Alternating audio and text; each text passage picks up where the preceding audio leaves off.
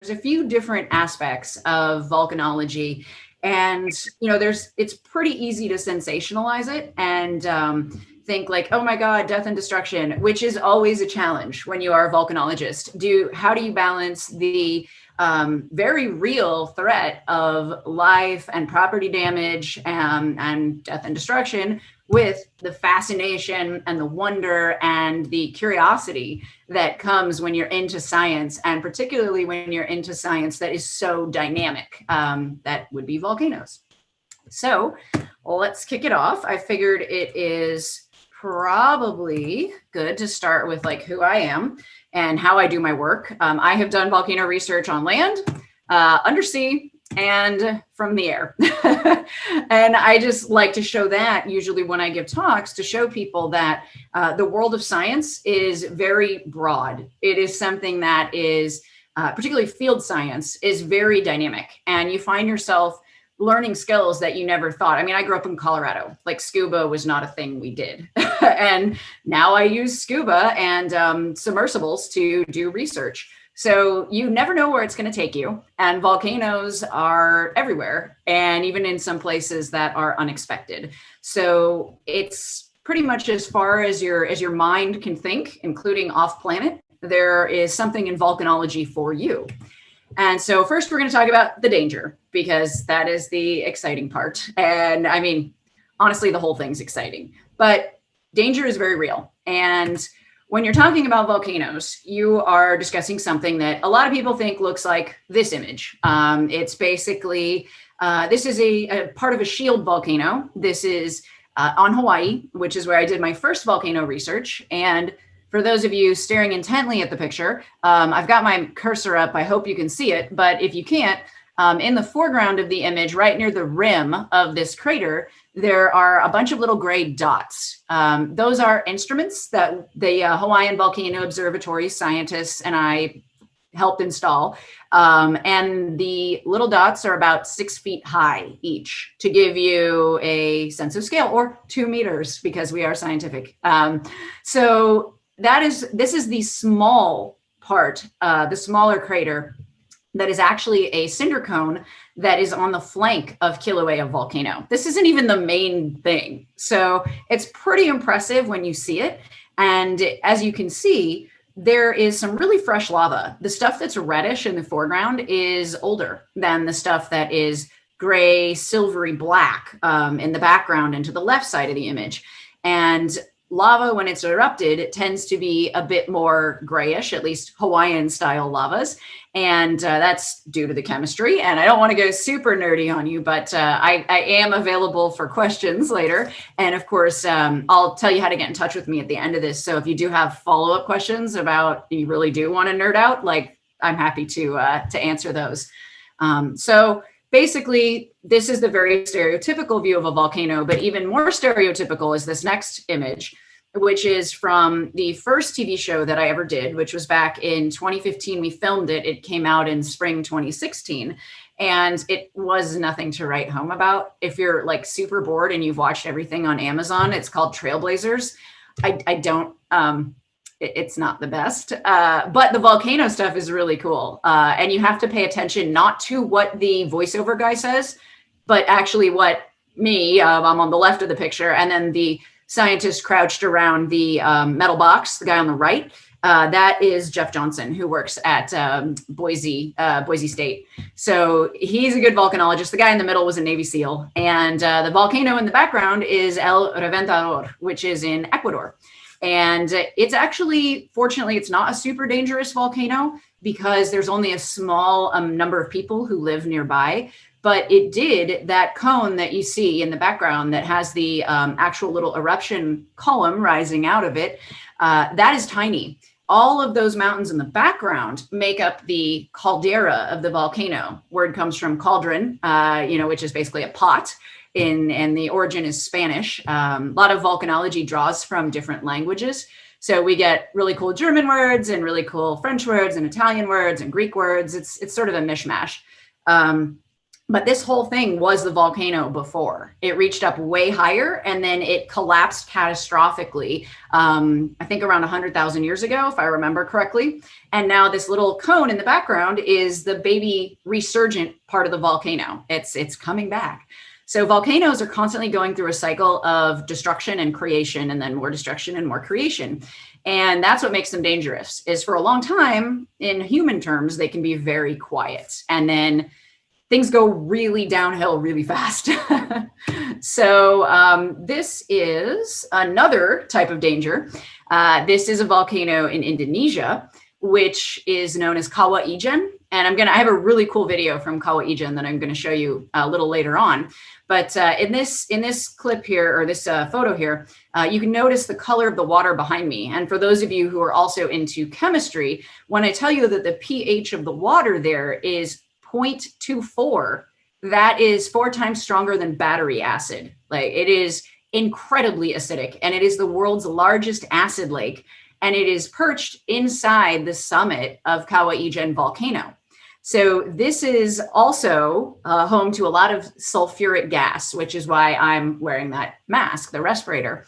Volcanoes produce a lot of acidic gases like sulfur dioxide, hydrogen sulfide, hydrogen fluoride. Basically a really bad time if you're going to inhale it. And if you're concerned about like workers' rights and ethical mining practices, Kawah Ijen is home to a lot of sulfur mining that has been really harmful to local people and has been really exploitative. So it's a really cool volcano. But then also, when this thing erupts next time, or if there's a large earthquake, a lot of that acidic water in the background can slosh out and devastate croplands and the surrounding community. But there's another really cool thing in the picture, and I'm going to drag the cursor slowly around it. It's a kind of a yellowish discoloration on the water surface. It's towards the right side of the image, and it's a microbial mat. Now, one of the fascinating things where volcanology often intersects with other sciences is not just chemistry, it's biology and biochemistry. And those microbial mats, they actually may be very similar to the conditions on Earth when life originated. So you've got something here that it's basically a primitive environment with a little natural laboratory that we can watch in real time. So volcanic hazards come in many, many shapes and sizes. You've got lava flows, you've got explosive eruptions, you've got debris flows, lahars, which are when glaciers on top of volcanoes melt during an eruption, and then they create a mud flow. That's a danger if anyone is in the Seattle, Tacoma area. Mount Rainier is famous for that being a danger. And then you've got acid lakes and acid gases. So they're endlessly fascinating. And there's chemistry and seismology and biology it's all connected, and disaster management too. So that's the danger side of it. Let's get to the exciting, fun part, which is discovery. And every day I work with volcanoes, there's something new. And there really is something for everyone, even people who, don't find it interesting. You can go to places like in Hawaii, and you'll find the evidence of how volcanoes and humans interact. And that is what makes it so cool to me, is that this is a dynamic Earth process. And yeah, the road was definitely closed. There actually was a 2-lane road that this lava flow buried. And this was a flow, I think this part was from the 80s, but they've had newer flows since then that have also, destroyed houses and people's livelihoods. So it's an ongoing challenge.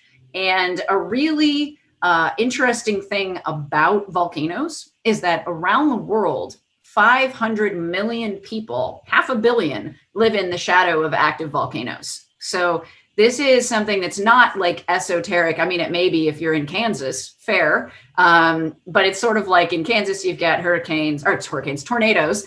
And so that's the big thing. But in other places, volcanoes are the primary hazard. So this is something that people don't often associate with volcanoes, this image. This is a picture of pretty fresh basalt lava up close. And you can see what the oxidation, the reaction of the lava with the atmosphere has produced in terms of colors. And that's because of the chemical composition of the lava. You get a lot of little tiny elements in there that make their presence known at a real micro scale. And that blue purpley teardrop shape, that's in the middle of the screen, it's about the size of a penny, just to give you a sense of scale. But the fact that it looks so gray and black and silver from far away sort of hides the true beauty that exists. And if you take a moment, you get the big picture, but then you look real close, you'll often find incredible little features like this that are just waiting for you to discover them. And I tell that a lot to my students. I say, you know what? Get your face up close and personal to the thing that you're interested in. I mean, maybe not flowing lava, that would be a problem, but cold lava, that's fine. Or if you're into biology or even math, like really get down into the nitty gritty of the thing you're interested in, because you'll see it from a different perspective. And then that can be used to inform how you look at the larger world. And again, another up close thing, this is sulfur. This is what sulfur does. It crystallizes. And this is what's called a fumarole. There are two of them here, two different ones. And basically it's a crack in the ground near a volcano where sulfur is erupted in its native form. So it'll form these crystals if there's not a ton of sulfur, but they're just so beautiful. And the gases are warm, but they're not typically like scalding. So you can get pretty close to them, but they are really stinky, and it does smell a lot like rotten eggs. So if that's a question I get a lot, does it smell like rotten eggs? Yeah, kind of. And then again, the beauty of it. This is the thing that captivates me, is these really very relatively low viscosity, very oozy lavas. And they're typical of Hawaiian style lavas. This one is forming ropes as it oozes forward. And that lava is about 2000 degrees Fahrenheit, 1100 Celsius. So it's extremely hot. And, as you hear it flow, you actually do hear noises. You hear, with this type of flow, a very light tinkling sound, because the lava is very glassy.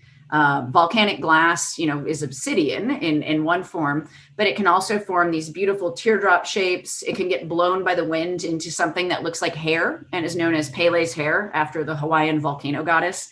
And this pahoehoe lava makes a very gentle, tinkly sound. Now, a'a lava, which is a more blocky, rough textured lava, sounds like you'd say ah if you stepped on it. That lava makes like a crumbly, really like a louder, crunchy sound. So it's cool to think about the sounds of volcanoes, and they vary a lot. And then here's a toe of pahoehoe. We call that a toe, and you could describe it as a lobe. And it's just that red incandescence is hypnotic when you see it up close and in person. And that's the thing that keeps me coming back for more, is just watching the earth in that process of creating and destroying itself at the same time. It is the most raw, natural process that I've ever been witness to. And I get real up close and personal with this. And you can sample flowing lava. You need some heat resistant gear. So in this, I'm wearing cotton clothing. That's because synthetic stuff will melt. And you do not want like nylon fabric like melted to your skin. So when you go up to a 2000 degree lava flow, you need a heat resistant balaclava. That's the face covering. It only has an eye hole area. And I was wearing sunglasses over to protect my eyes from the radiant heat. And then you've got heat resistant gloves. And then you cannot wear steel toed boots around active volcanoes. Your feet will cook if you're that up close to a lava flow. So you just have to go with regular leather.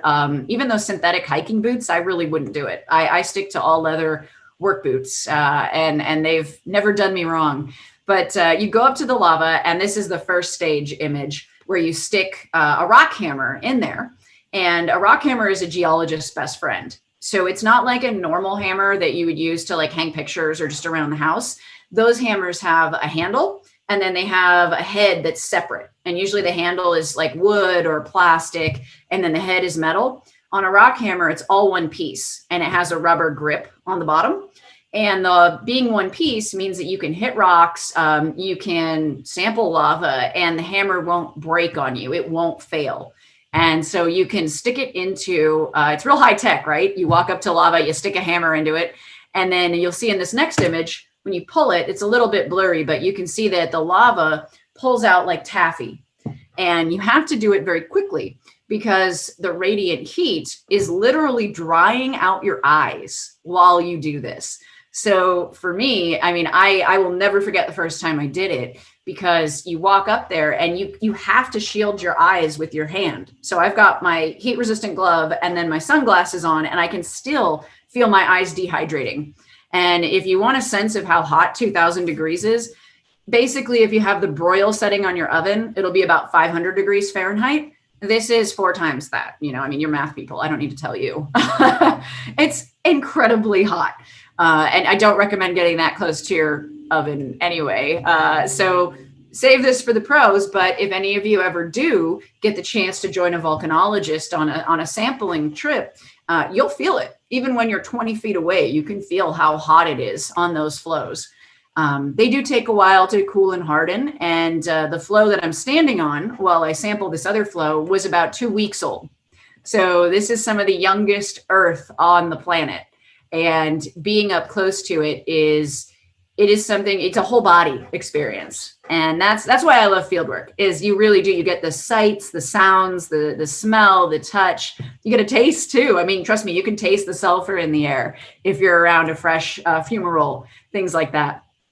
So also for science, now science isn't always like serious doom and gloom and, you know, tightly buttoned up shirts and glasses and lab coats. Like, this is a river of lava that's burning a small forested area.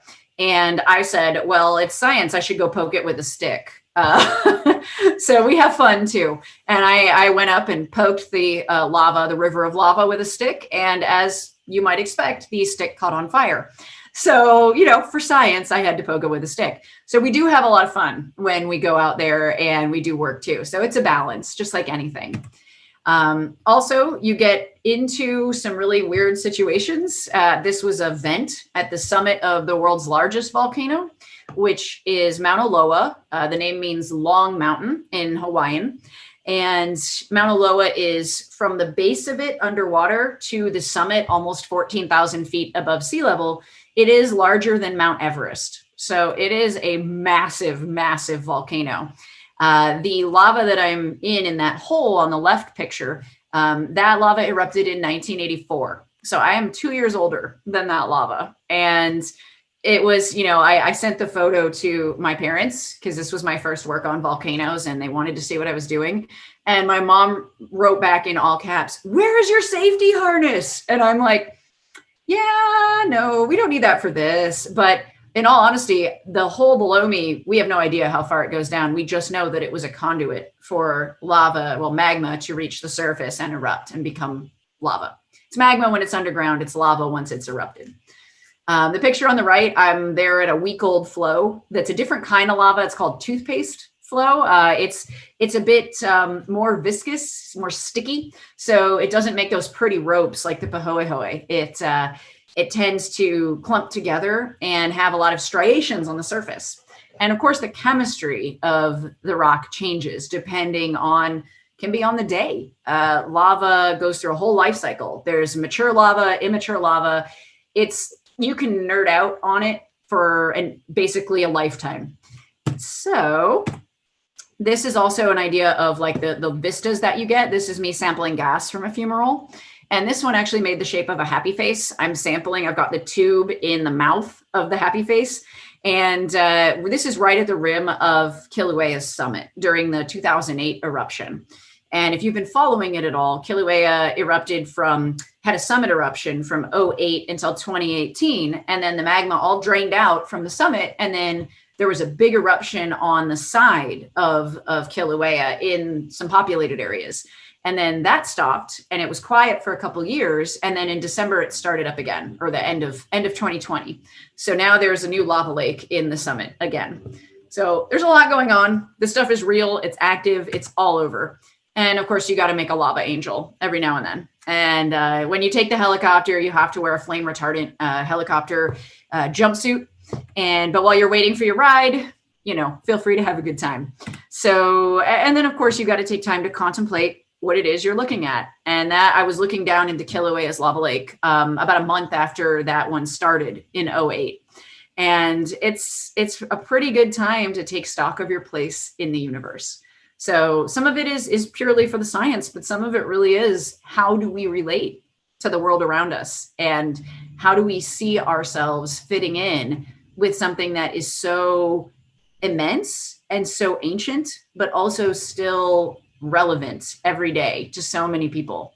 And the fact that we're on a dynamic living planet is something that we should really take the time to appreciate. And that means that geohazards exist all over the world. And we need people from all different specialties of science and math and engineering, and of course, communications, to work on these problems. So when you interact with your students, you can give them volcanology and natural hazards as an example where you get the interface of graphic design and visualization with communicating to the public, with science, with engineering solutions for how do we keep people safe. And then also, we can't predict eruptions. So we are constantly working on trying to understand the warning signs before an eruption. Volcanology is a young science. It basically kicked into the modern era when Mount St. Helens erupted in 1980. So this is pretty recent stuff, and there's still a lot of work to be done. And we probably won't ever be able to predict like exactly like, oh, in 20 minutes, this volcano is going to erupt. That's not really what we're trying to do anyway. We're trying to better prepare communities to deal with the effects of an eruption. We're not going to stop volcanoes from erupting, nor should we. It's a natural process, but we have to figure out how we can make resilient communities. And that's something that it has a lot of interdisciplinary and transdisciplinary applicability. So now we get into the delight. And this is where it's kind of interesting. My career has kind of diverged. I went to, I did my bachelor's in history. It was weird. I started out as an English major, and then things changed. Realized I liked geology partway through with not enough time to change majors. And then I did history. But I realized I liked geology. And so I did my master's at Cal State Los Angeles. If you know anybody in your life, or if you all are interested in getting a master's degree in something you don't have a bachelor's in, the Cal State schools have a makeup program. So that's how you can switch from the soft sciences or the social sciences or the humanities to the hard sciences. And that's what I did. And it was awesome because it allowed me to draw on my research skills that I already had and then go move into a scientific discipline. And I did my PhD work in Australia, but I did not finish my degree. So I'm one of those all but dissertation people. I get called doctor a lot, and I'm always like, no, just like, I don't have that. But people do science with all different degrees, and citizen science is becoming a way that the scientific community is realizing we can leverage the connectivity that the internet has brought us and the tiny supercomputers in our pockets, and we can really get the public fired up about this stuff. So my career has really swung from doing research on active volcanoes, which I still do, but to doing more science communication work and school outreach and getting kids engaged in science and showing them that, science is for all of us. This isn't something that should be reserved for the stereotypical notion. And again, apologies to any older white men in attendance, but that's the stereotype, is scientists are older white men in lab coats. And when in reality, scientists are just as diverse as the group of teachers we have here today. And as I'm sure your student bodies are, scientists look like everybody. And showing people that and telling them that is kind of the new frontier, I think, for science as we move into the challenges of the 21st century. So delight is problem solving. That's a big thing that I'm sure you teacher folk can appreciate. You're always having to deal with weird situations that weren't necessarily in the handbook, if there was a handbook. In this instance, I am on Mauna Loa with a colleague. It's, again, the world's largest volcano. And the rental Jeep that we were using for this particular expedition was had bald tires. And we got a flat tire on the side of the world's largest volcano. And the spare was bald and already flat, which we hadn't noticed. So we were like, this tire is leaking air so loud we can hear it. And we actually, quick thinking, got a ballpoint pen, shoved it in the hole, took the photo, of course. And then we broke off a little piece of the plastic that was in the back of the Jeep. Sorry, rental Jeep, but we needed it. We shoved it in the hole. Then we chewed some bubble gum, put it over the piece of plastic, and then we duct taped the whole thing together. And that was good enough to get us down off the volcano. So those field fixes, as we call them, that creative problem solving, that is what a lot of people find appealing about science in general. And I mean, that applies across all scientific disciplines. Even if you're working in a lab, or you're working with data, that creativity is, I think, a really big driving factor for a lot of people, why they get into science and why they stay in science once they get in. And I think it's something that we can really help the students of the future and the students today with encouraging that curiosity and that creative problem solving. That's really, I think, our job as the people who are shaping the minds of tomorrow, not to put too much weight on it. I know right now everyone's like, we're just trying to survive in a pandemic. But when we get a chance to breathe, take a moment. It's finding that joy and creativity that we really need more of.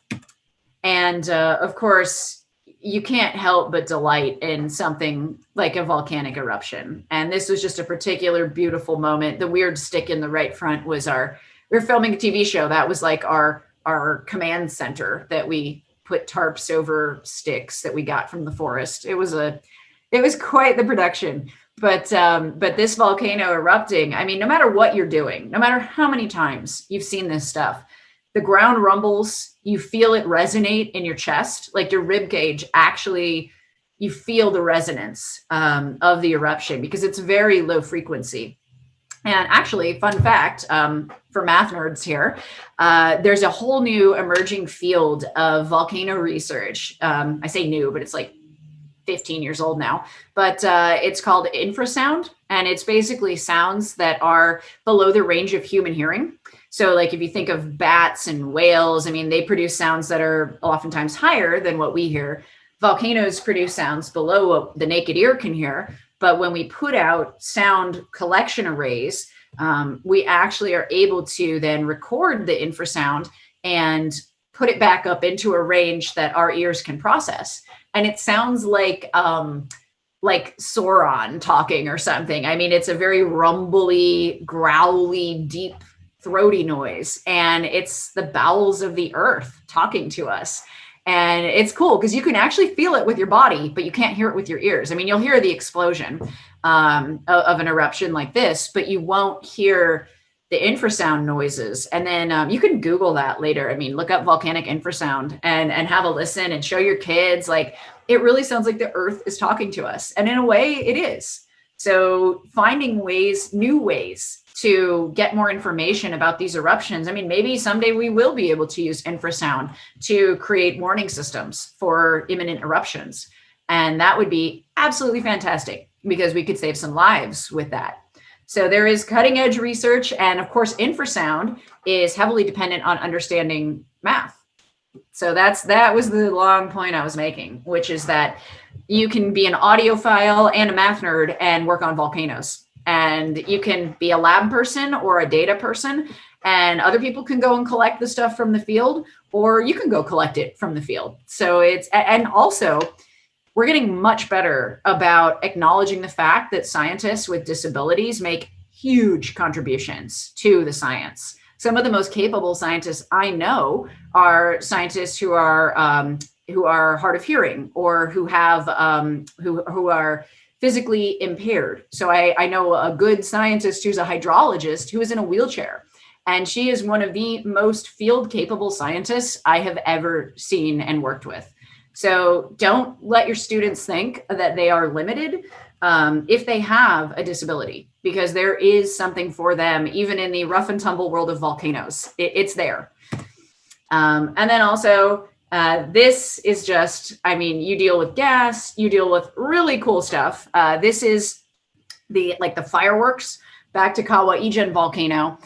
You can see that obviously the gases are quite toxic. And this is my favorite profile image to use on social media when people have been denying science and saying like, you don't know what you're talking about. And I'm like, cool, next time you go to work and have to wear, you know, an actual gas mask because you might die from inhaling toxic gases, and you're doing it in the name of science, then we can talk. Until then, maybe have a bit of respect for the work people do to try to keep everybody safe. Because yeah, you know, you have to deal with everything these days. Lots of misinformation is out there. And of course, with Kawaiigen, it's spectacular to visit and see. So what I try to do these days is share that delight. And I actually got to film for the Science Channel at Kawaiigen. And some of what we filmed is that what looks like blue lava, and it is not lava, it's sulfur. When sulfur erupts in a pretty pure state, like native sulfur, it combusts when it makes contact with oxygen.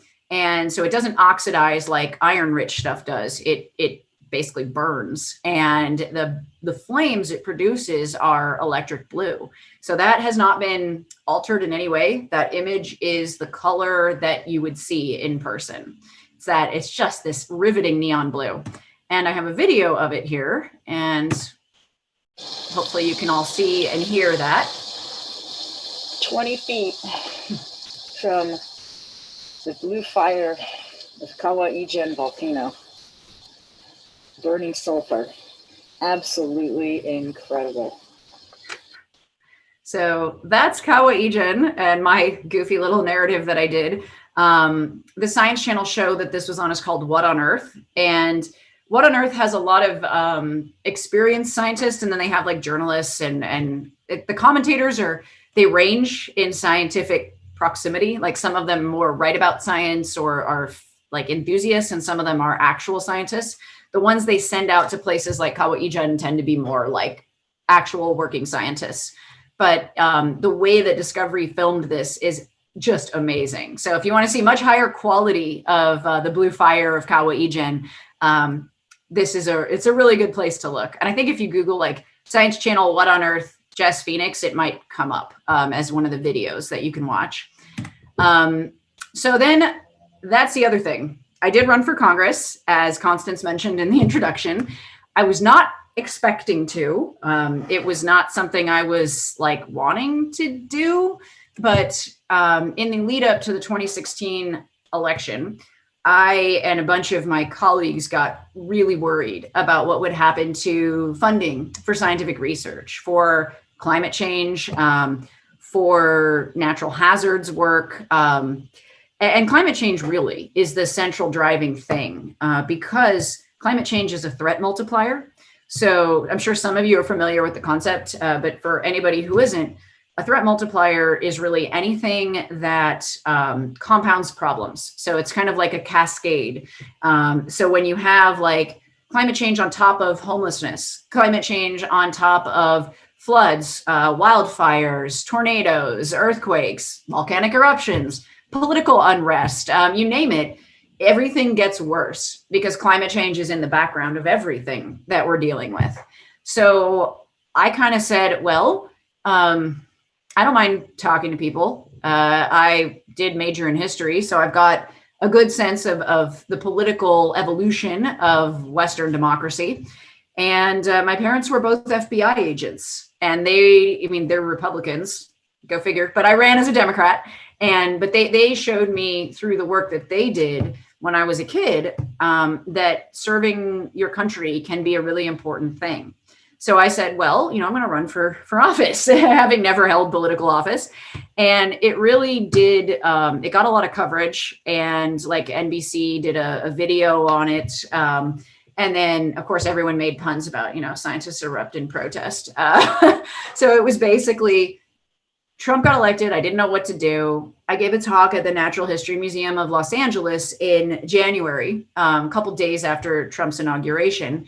And then at that talk, a friend of mine who had twin boys who were 4 years old came up to me and said, I really wish someone like you was in office so that we could make policy based on evidence and data and objective science, and not just whatever we feel like making policy on. And I said, wait, like, yeah, I guess we could make a policy platform out of evidence and data and using science to make decisions. And then I had a couple people who were in the Explorers Club come up to me and say, why don't you run for office or run for something?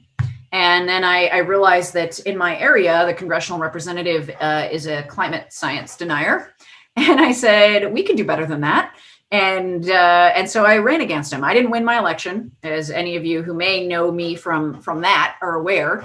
But I got a lot of people talking. And I know that a lot of people who are now engaged in making policy and in advocating for the issues that are closest to them, whether that's immigration reform or giving science a seat at the table when we do make policy decisions.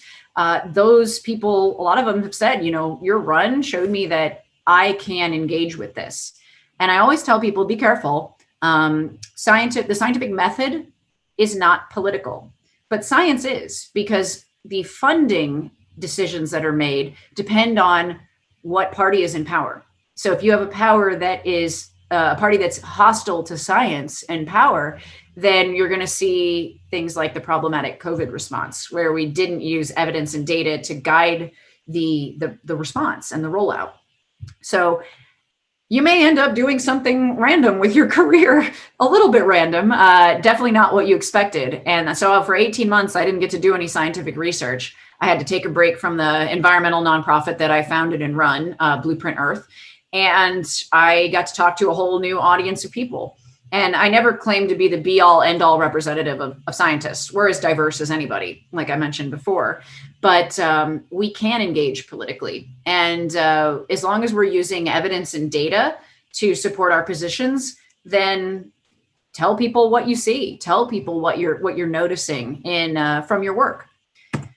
And that goes for everybody. And what really has become sort of my mantra is that ignorance is the disease that we're combating here in the 21st century, and curiosity is the cure for that. So how we fire the curiosity of the people we touch in our lives and through our work, that is what's going to determine kind of our future as a species and our relationship with the planet as our population grows, as our demands for natural resources and food increase.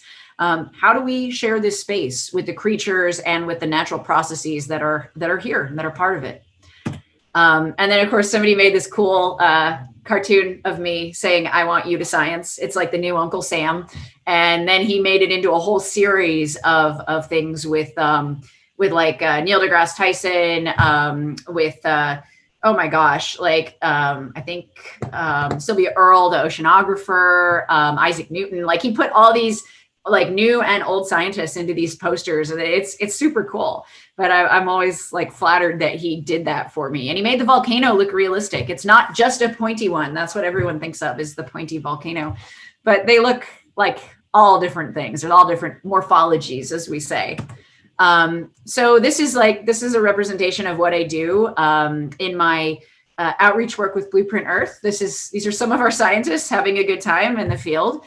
And these are college students, and they come from all different backgrounds. And we give them no cost field research experience in California's Mojave Desert. So basically, right now, we don't have a ton of funding. We've just recently started to give some travel scholarships and be able to provide some stipends for students. But what we do is if they can get to LA or Vegas and they're 18 and older, we can take them out and they work in teams with biologists, geologists, atmospheric scientists, and hydrologists and engineers. And they're essentially creating a blueprint of one of Earth's biomes, in this case, the desert. And we're going to be trying to replicate that in a controlled setting. So basically make a desert in a box, because of course, the heart of science is reproducibility. So that's what I work on when I'm not doing volcanoes. And we've had over 300 students to date participate. And a lot of them have gone on to grad school or to jobs in the different sciences or in public policy. We see a lot of that. And a lot of them have become teachers too, or they're on the track to becoming teachers. So it's pretty cool. And it really shows them, it teaches them everything from how to go to the bathroom out in the desert, which is not a skill that you just know. And especially if your family wasn't outdoorsy. So we do it, and we do it all in a an equity first sort of way and in a very hands-on way. And we do it across disciplines. So it's pretty fun. And if you know any 18 plus people who want to come out and either be volunteer researchers, or you just want to volunteer with us because you think it sounds great, for people who are not students, we say like, oh, well, can you cover the cost of a couple of students attending? And that's like $100. It covers like 5 students for the 5-day period that we go out there. So if you donate $100, you can come out with us too. And it covers the cost of some of our students. So anyway, that's just what Blueprint Earth is. But the main fundamental message that we try to get out is this, and that's that we are all born as scientists. And I don't mean that every single one of us produces peer-reviewed scientific research in a scholarly way. I mean that when we're kids, like our entire thing is like, I have a piece of lava here. It's good for demonstrating things. But it's like when you're a little kid, especially if you're like 3 or younger, you come out and you grab things and you say, oh, what does this taste like? And you lick it. You put it in your mouth. You're exploring the world around you. You're testing a hypothesis. You're saying, this looks like it tastes good. And then through experimentation, trial and error, you learn if your hypothesis is correct or not. And so that means that as human beings, we are hardwired to perform the scientific method. And it's standardizing that and giving it like a systemized background. That's what you do when you're a formal scientist. But reminding people of that whether you're a librarian or a doctor or a janitor, you have in you the DNA of a scientist. So this is part of our shared subconscious heritage that all humans have. It's just in our nature. And so what's next? What am I doing right now? I got a book coming out, which Constance mentioned. You can pre-order it. It's out on March 2nd, but it is called Misadventure. One, because again, I didn't get my PhD, but guess what? I have a master's, so there you go. Plus I like puns. And in fact, geologists, well, we lava volcano puns, but that's not our fault. And we try not to take for granted how nice, tough, and wacky our scientific colleagues can be. So those are all really bad rock puns. And there are so many more. Of course, we have more. But yeah, Misadventure, another pun, play on words. And it's all about field science. And it's about how I started out as a humanities person who somehow has, gone around the world researching volcanoes and now making TV shows. And I got a TV show coming out this spring that's actually about looking at the myth of Atlantis. I'm the scientist and there's a guy who does the historical research. And we try to kind of test some of the possibilities for, was Atlantis even a real thing at all? And we go to all these cool archaeological sites and there's rappelling into the world's 3rd largest sinkhole that I get to do. But yeah, so basically you never know. I mean, you may run for office, you may write a book, you may be an amazing teacher. And I have to say that out of all my adventures, one of the most challenging and rewarding was teaching at Cal State Los Angeles. And I got to teach a lot of first generation college students, people who were non-native English speakers, were non-traditional age students, and show them how there was a place for them in scientific curiosity. And so that's kind of my goal moving forward. And if anybody wants to work with Blueprint Earth, do some volunteer work, we need data help, we need field research help. We're trying to, when COVID is done, we're going to kickstart our elementary program where we bring scientists into classrooms. So we want to expand that to middle school and high school. So there's ways we can collaborate. Like I'm not some weird, unreachable person. Like I would love to help you all to the best of my ability, make connections that are going to help your students and to help you professionally, however I can. And so yeah, obviously my name's Jess Phoenix. You can find me. I'm on Twitter. I do science and ranting about dumb politics stuff and funny things. I'm pretty informal there, but it's Jess Phoenix 2018 because it was my congressional one. I am pretty much Volcano Jess everywhere else. And my email, which I didn't actually put on this slideshow, I'm sorry. But if you want to get a hold of me, you can get jess@blueprintearth.org. So just Jess, Jess, at blueprintearth.org. Hey, thanks so much, everyone. And thanks, Jess. What a pleasure it is to meet you and hear you and see your amazing photos and hear about your experiences. So I'd love to start with any questions, verbal questions. So if you want to just raise your hand, use the hand raise feature, we will start with those questions and then we'll move on to any questions that are in the chat. So Marna wants to know, Wondering if you have had any field experiences that challenged you to the point that you thought, did I choose the right career?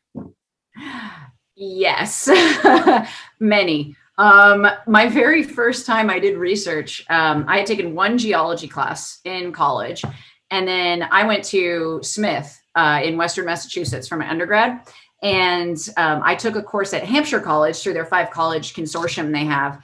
And the course was just an excuse because they had a spring break trip to Death Valley. I had literally never been camping before, and we were going to spend 11 days out with no running water and no toilets. And I didn't camp as a kid. Like, my family played sports. We didn't go outside to do that unless it was like an outside sport. So it was just the very first time I literally thought I couldn't hack it. Like, going to the bathroom outdoors. And it sounds so embarrassing and so silly, but I was like having a nervous episode because of it. And I ended up, asking some people like, hey, how do you do this? And so now I really try hard to be open about it with my students, because I know for them, like, especially depending on how you're raised, you may have a lot of shame asking what seems like a dumb question. And so I try to really normalize a lot of the weirdness, because that can turn people off. And it almost made it so I couldn't do it. And then more recently, it's usually like inclement weather. Like if you get snowed in and you're somewhere at really high elevation and you're freezing and everything goes wrong, because every expedition, stuff goes wrong. Like something breaks, a valuable piece of equipment doesn't work right, you lose a sample, or you deal with like narco traffickers or horse thieves, which is like, I talk about all that stuff in the book, but it's like everything that can go wrong does go wrong. And every time you go out, it's sort of a reevaluation, like, is this really for me? And if at the end of the day, you're digging giant pits for research purposes in 107-degree weather, and you're like, yeah, this is kind of great. Like, that keeps you going, and that's what's done it for me, is just going, I get to be outside. I get to travel. This is amazing. I think all the New Yorkers would love to be outside right now in LA and experiencing the desert. We had a horrendous snowstorm earlier this week, and it's super cold. We're going to go to Jennifer Toner. Jen, in the chat, in the hand raise, go ahead and unmute yourself and ask your question.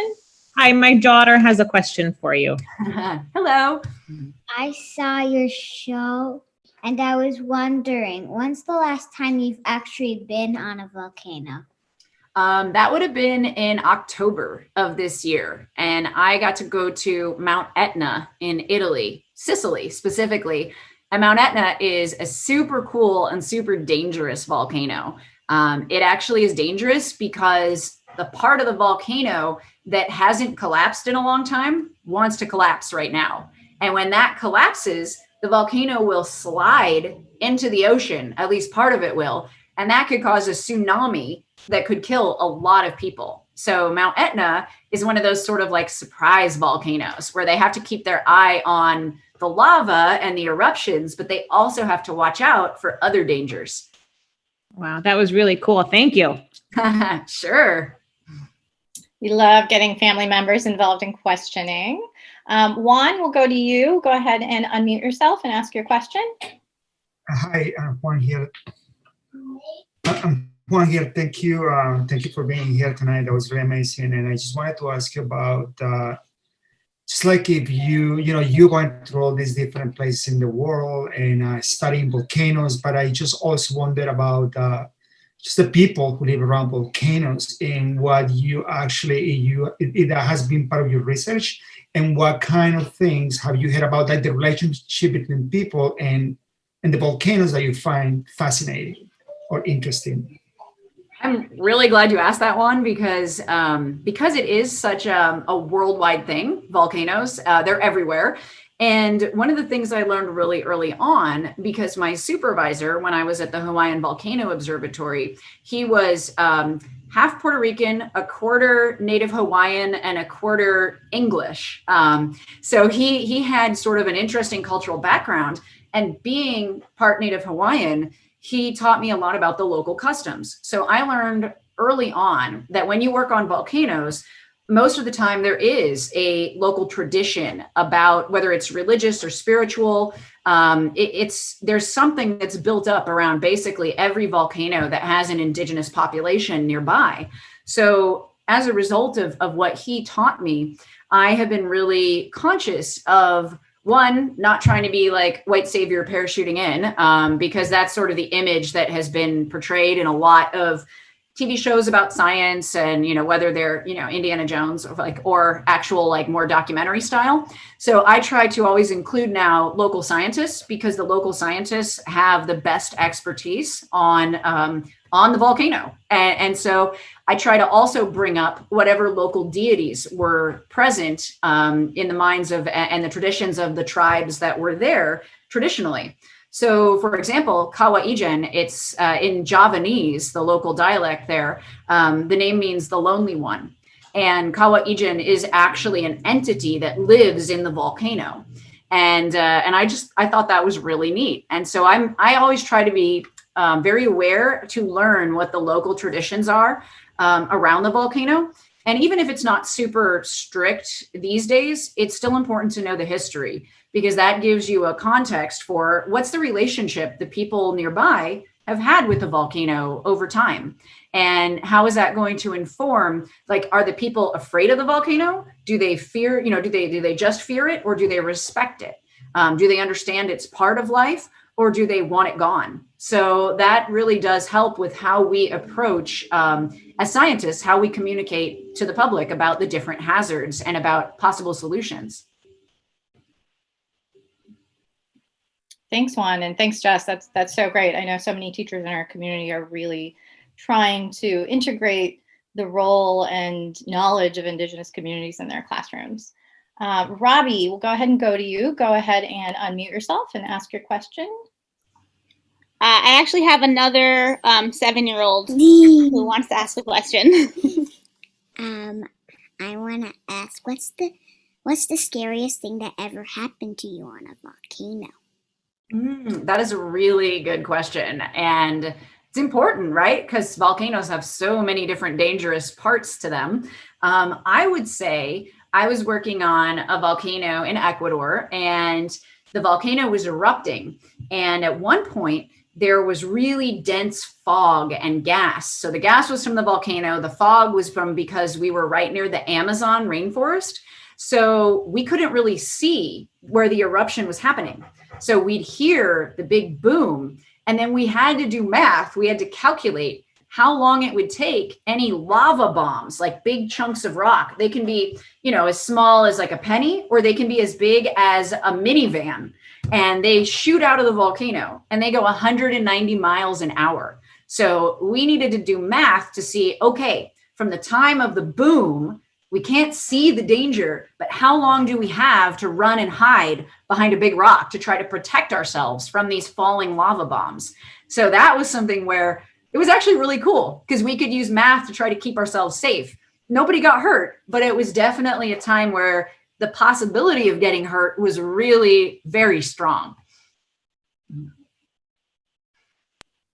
Yay, keep the kid questions coming. They're so great and so cute. We're going to go to a question now in the chat from Doug, who wants to know, do infrasounds start before a visible eruption? Is it possible to use them as a predictive tool? Yes, they do. You can hear infrasound like all the time when there's activity in the magma chamber or in the underground conduits around the volcano. And if you put the infrasound arrays out, you can actually hear the sound of the magma breaking cold surrounding rock. And that leads to an earthquake type that is unique to volcanoes. They're called volcano-tectonic quakes. So before, we could measure them with seismology.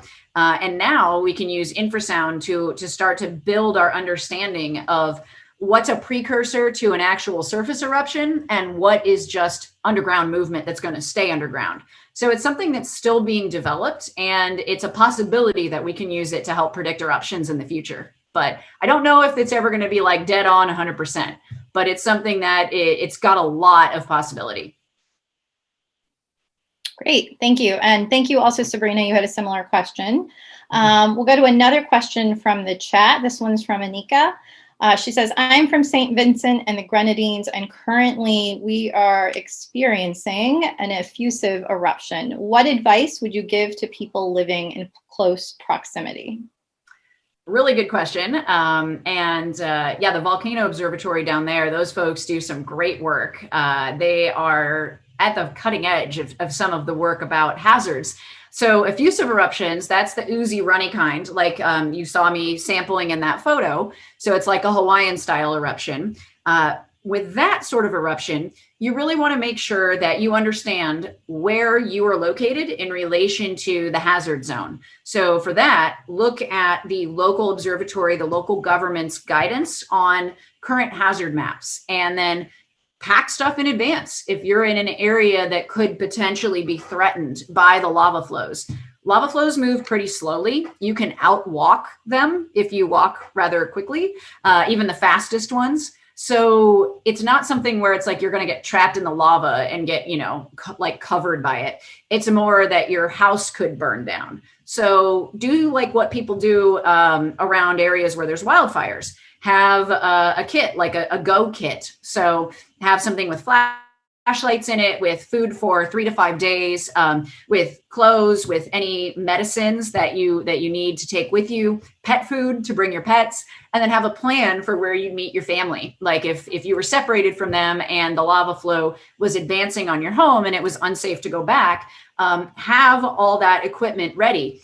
And it's also similar to earthquake preparedness. So if you go online and you search for Jess Phoenix earthquake kit, I made a video about what you need for an earthquake kit. And most of that applies to any sort of disaster. So wildfires, floods, volcanic eruptions. There'll be a couple differences, but for effusive eruptions, just have important documents, medicines, pet food, anything that your family can't live without for at least a week, have that ready to go. That's my number one tip. And then listen to the authorities there locally. So we only have a few more minutes, unfortunately, but there are still some great questions in the chat. And one has to do with how can we take this work back to our classrooms? So Joshua wants to know, one of the hardest concepts for earth science students to process is how a volcano could lead to global cooling through addition of ash in the atmosphere. What modeling exists for volume of ash to climate cooling? And oh my goodness. And he has some other questions about the Snowpiercer and whether volcanologists hang out with climate folks, but maybe you can just address the ash question. Well, I'll say yes, we hang out with climate folks. We love them. One of the biggest questions we get asked, and it's one of the biggest pieces of misinformation out there, is about volcanoes and the relationship to climate change. A lot of misinformation is, oh, volcanoes cause, global warming because they put so much CO2 into the atmosphere. In reality, volcanoes produce 1% of all the CO2 that's emitted annually worldwide. So that's not super significant.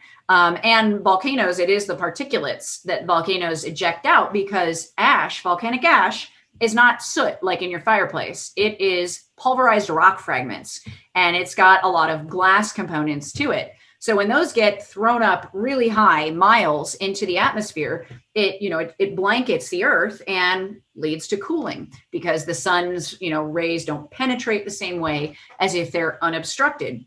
So there's some really great resources on the U.S. Geological Survey's website. If you email me, again, jess@blueprintearth.org, and say, can you send me a link to those? I can do that. So I'd be happy to do that, or I can give it to Jen, and Jen can disseminate to everybody who attended today.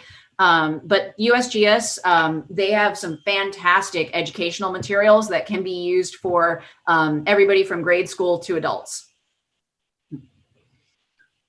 Great. Let's go to Wendy. Wendy, go ahead and unmute yourself.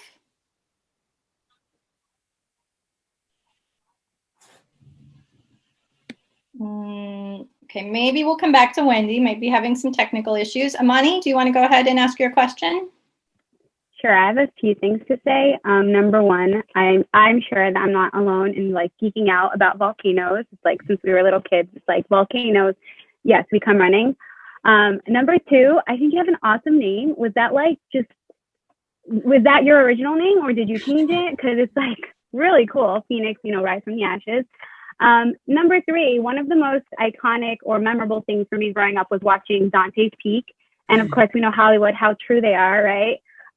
But one thing I never forgot was that pyroclastic flow. And I wondered if you had any experience with that. And Pierce Brosnan, move aside because we have Jess Phoenix in the house. So great talk. Thanks, Amani. And yes, volcanoes are amazing. 100% agree with you. 2, my name is not original. Our last name, my husband and I, was Pelaez. He's Colombian and Mexican in descent. Or origin. He's born in LA, but you know what I'm trying to say. But Pelaez, even some native Spanish speakers had a hard time pronouncing it because it's not a super common name. And we kind of, he doesn't have the best relationship with his family. So we kind of said, well, we do a lot of public speaking. Both of us do. And we said, we want a name that's memorable and easy to pronounce. So now his name is Carlos Pelaez Phoenix, and I'm Jess Pelaez Phoenix. So we kept the last name and we moved it to the middle name. So that was us going, we want to define who we are as a family. So yeah, that actually, I changed it legally in 2017. And then the Dante's Peak, of course. It's actually one of the better science in a volcano movie. Honestly, it's one of the better ones out there. It puts the movie Volcano with Tommy Lee Jones to shame. And the pyroclastic flows, they are a huge hazard depending on where you are. In 1991, a volcano called Mount Unzen erupted in Japan, and it actually killed 3 volcanologists, a married couple called the Crafts and another scientist called Harry Glicken. And pyroclastic flows can move at hundreds of miles an hour. Like Mount St. Helens, the flows reached up speeds of about 500 miles an hour. And what those they are superheated clouds of glowing ash and gas. They're called nuées d'ardent in French. I'm really bad at French. Sorry, France. But basically it means like glowing cloud. And they move very quickly. And what they are is they're materials that are too heavy to get carried upwards in that eruption column.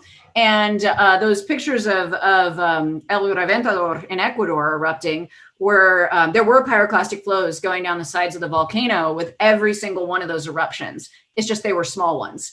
So if you are in close proximity to a volcano when it erupts, those are a hazard only from the big stratovolcanoes, the pointy ones, really. You don't see, you can get pyroclastic flows from Hawaiian style volcanoes. They're just more rare.